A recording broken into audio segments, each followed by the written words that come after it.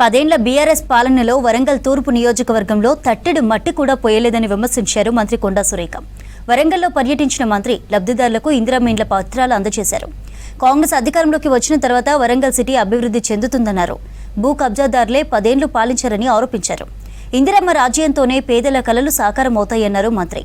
కార్యక్రమంలో collector Satyasarada, mayor గుండు సుధారాణి పాల్గొన్నారు.